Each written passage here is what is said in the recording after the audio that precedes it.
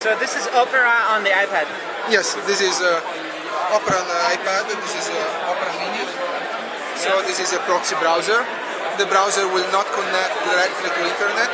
It will connect through a server. You click on a page, the connection goes to our server. The server download the page, and then and then compress up to 90%. All the data, so it will be very fast. Even here, with a very congested network, you can see how fast it was to open pages. So while it's doing the, while it's syncing here, it's loading? It's loading. Bam! The full page. The full page. How fast is it compared to the default browser? Depends on the speed of your connection and the size of the page. We say up to 6 times. So when you zoom in, it reloads again from the server? No, we already have everything local. Other solutions will reload from the server, we don't. We keep it here so we can have this performance that are really the same usability as the full browser. Nice. You don't miss anything. So the advantage is it can be faster and the carrier can use less data? Exactly. It could be faster. That is always good.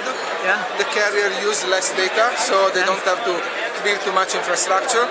But for the end user, if you are in the comfort of your house, sitting on the sofa, reading on Wi-Fi is not a problem. You start moving out of the house with bad connectivity. Now speed becomes much more important. So how is the difference from the Android tablet version of Opera? Is there any difference? Actually, it's exactly the same. Exactly the same. So the Android tablet version is also using a server? Well, we have Opera Mini, so it's like this one.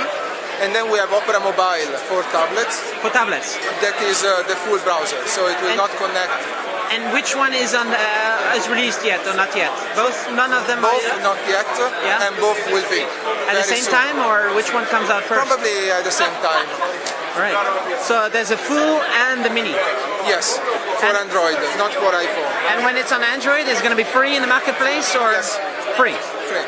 All right. Do you monetize through ads? Well, we monetize through ads, and well, not for ads as such at the moment, but through our partners. You have a partnership with Google, so you can take advertisement from the share? We have a partnership with Google, but you see the start page. Now people changed it, but by default we have our partners in the start page. All right. And the more user success, the more money we make.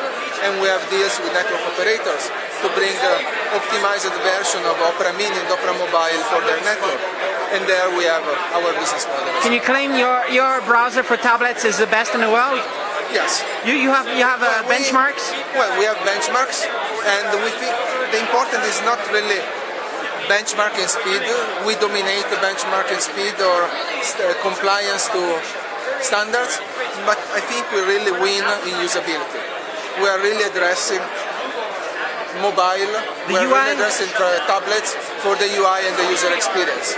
There are many small details. For example, with a native browser of Android or others, when you click on a link and open a new tab, immediately switch to the new tab. And that one is very annoying if you are in a slow connection. But here, let's click. Oh no, sorry. Long press, open a new tab. You see, it's opening a new tab in the background. I can continue reading, and the tab will be open. That's super easy. How many tabs can you have open?